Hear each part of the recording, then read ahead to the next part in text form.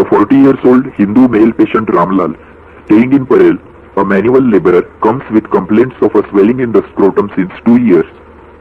The patient was apparently alright 2 years back when he first accidentally noticed a small swelling in the right side of scrotum. How did the patient notice the swelling? He noticed incidentally during his bath that one of the testicles was larger. It gradually increased in size to the present size over 1 year and is constant since then. No history of increase in size on lying down or compression. No history of rapid increase in size. When will there be a rapid increase in size? Testicular tumor. And which scrotal swellings decrease in size on lying down? Sir, inguinal hernias, varicocele and lymphatics which reduce rapidly on lying down or compression, and congenital hydroceles which reduce slowly over few minutes to hours. Any other swellings in the body which reduce on lying down? Other types of hernias like umbilical, ventral or incisional hernias, and in the leg varicose veins. Go ahead.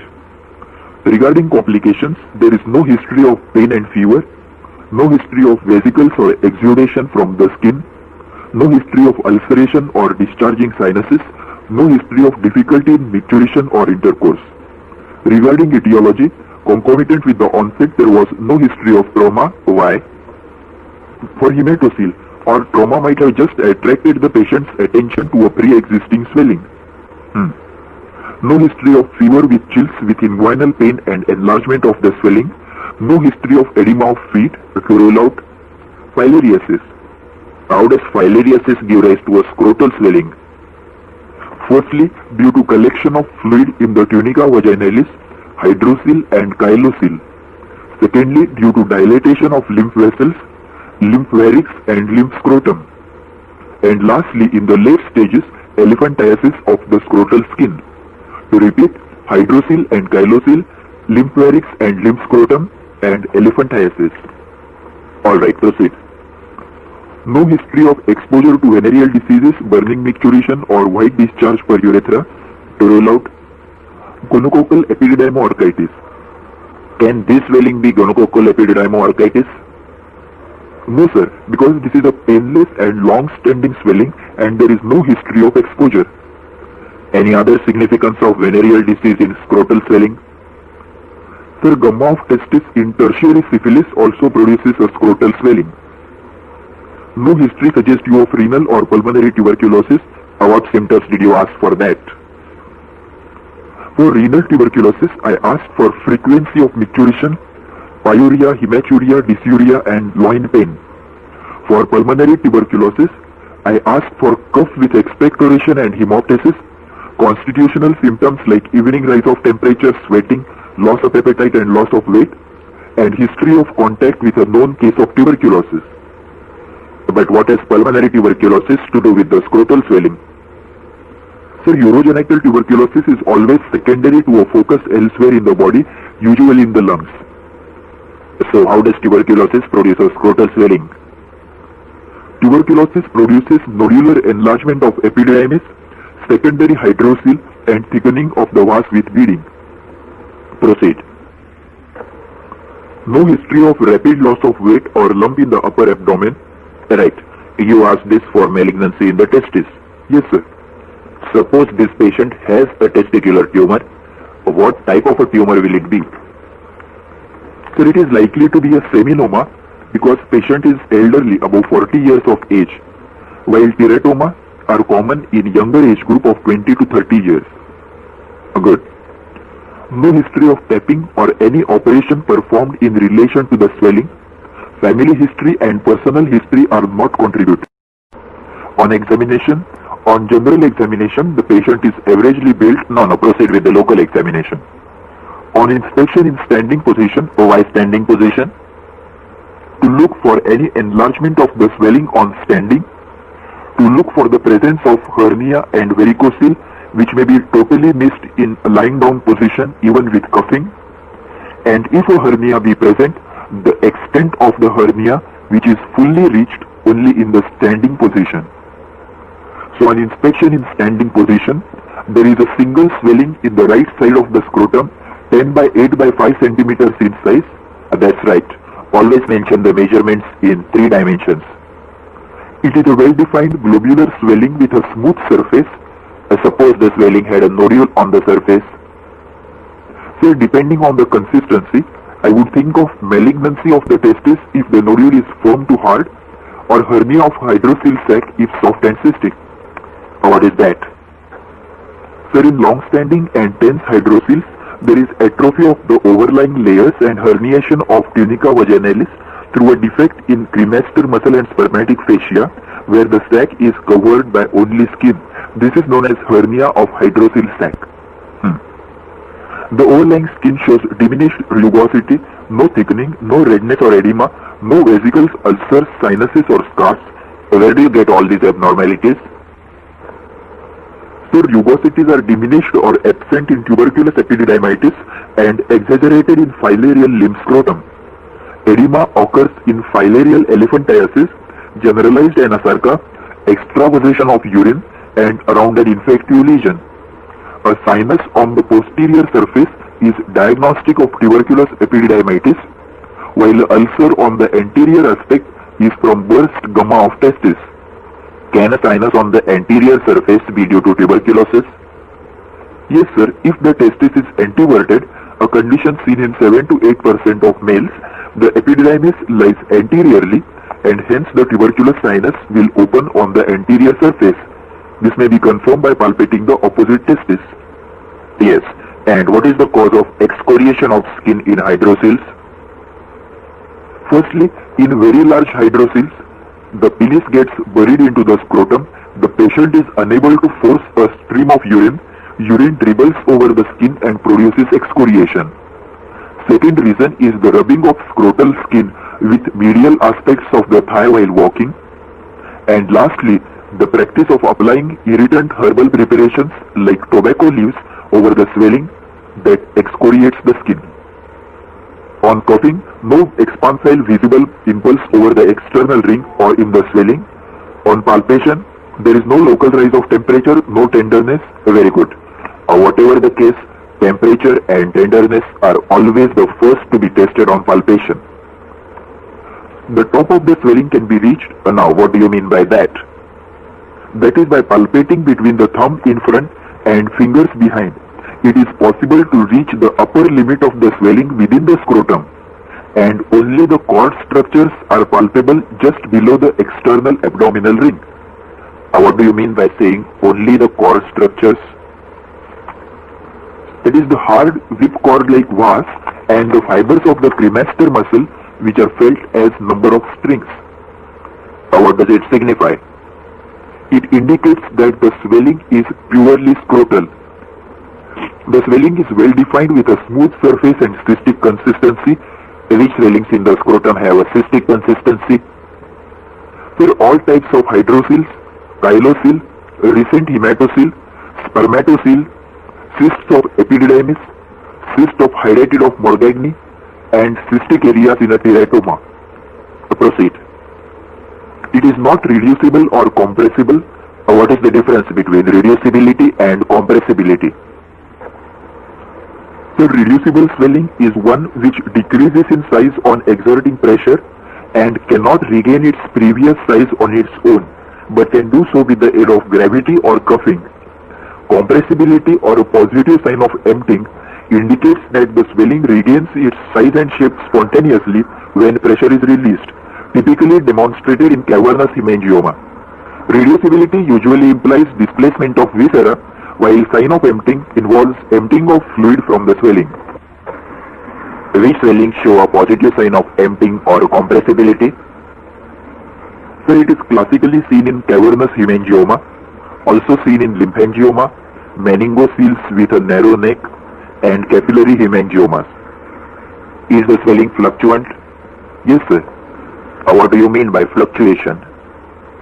Sir, fluctuation is the presence of transmitted impulse in two planes at right angles to each other.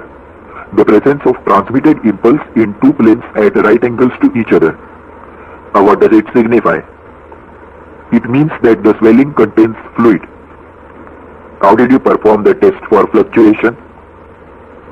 I fixed the swelling and made it tense between ring and little fingers of both the hands. I kept the thumb and index fingers of both hands at upper and lower pole of the swelling. Then I tested fluctuation by applying pressure by one of the fingers in turn and displacement of the diagonally opposite finger. Yes, but why did you fix the swelling? Because the scrotal sac is freely mobile, and if it is not fixed, displacement of the whole swelling will give a false sense of fluctuation to the palpating finger. The swelling is fluctuant and transilluminant. How did you test for transillumination? I held the scrotal skin stretched over the swelling with my left hand, and with the right hand placed a pencil torch first on the normal side to see normal skin illumination, and then over the lateral surface of the swelling. A red glow appeared throughout the swelling, indicating that it is transilluminant.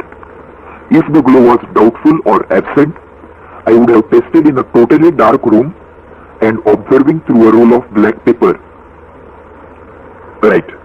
But in the examination hall, you are always provided with a roll of black paper and make it a point to use it if you are asked to demonstrate transillumination.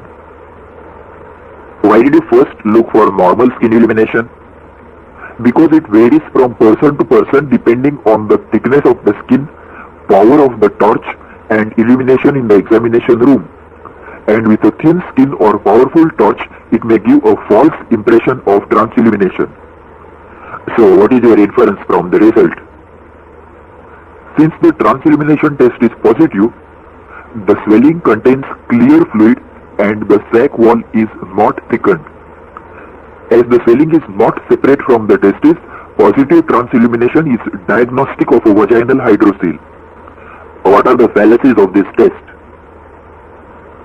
A false positive transillumination in congenital hernias in infants due to thin-walled intestines, or due to false interpretation of skin illumination in fair persons with thin skin.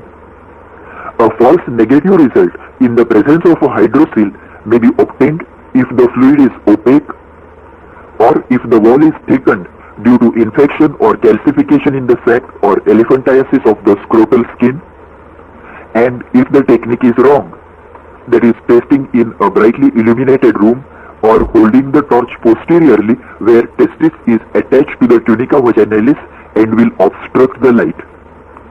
When will you specifically keep the torch posteriorly? To test the translucency of cysts of epididymis. And what is the characteristic appearance of epididymal cysts?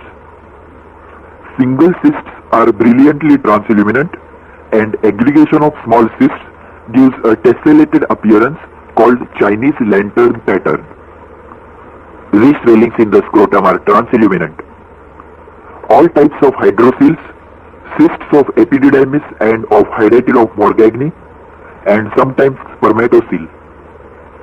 These swellings are described as brilliantly transilluminant. Thin-walled hydroceles, cysts of epididymis, cystic hygroma in the neck, ranula in the floor of the mouth, and meningocele. Proceed. There is no palpable impulse on coughing.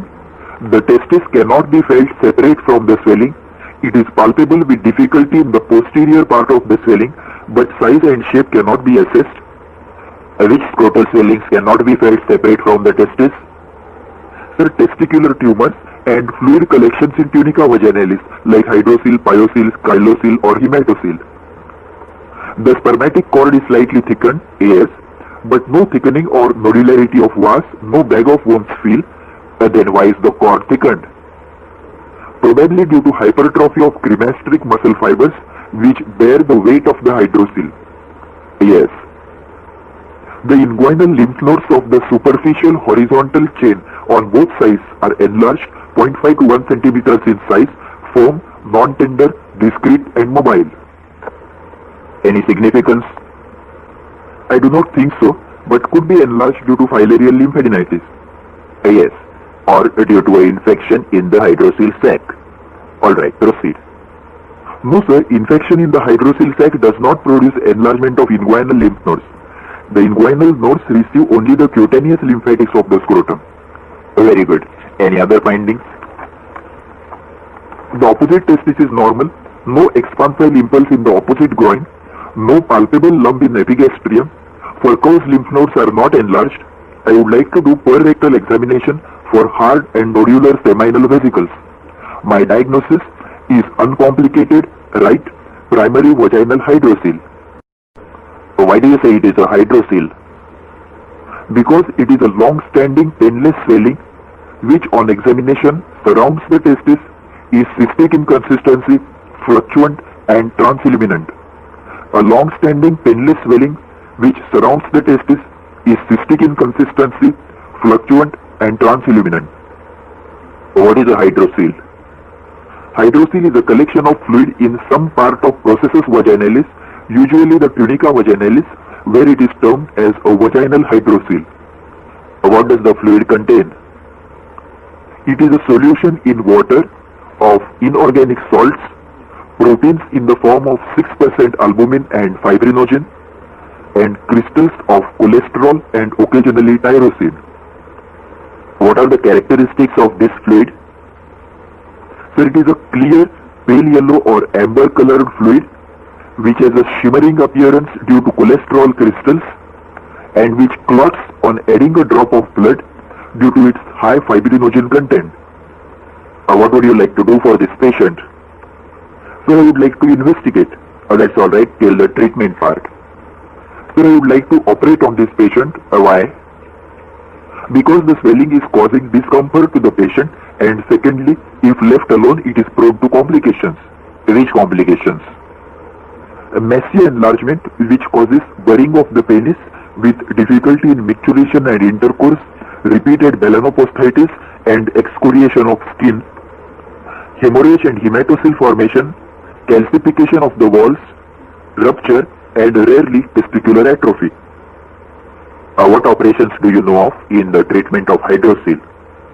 Sir, the choice of operation depends on the type of the sac. Thin and small sac, simple eversion of the sac, or Zor's plication operation, or Sharma and Zawar's subdortus pouch. A large sac, Jabuli's operation of partial excision and eversion of the sac. A very thick sac, subtotal excision of the sac and underrunning the edge for hemostasis. Suppose the hydrocele recurs a few years after operation, what will you do? Sir, I would suspect some other condition, as the vaginal hydrocele will never recur after eversion of the sac. Good, that's enough. Thank you, sir.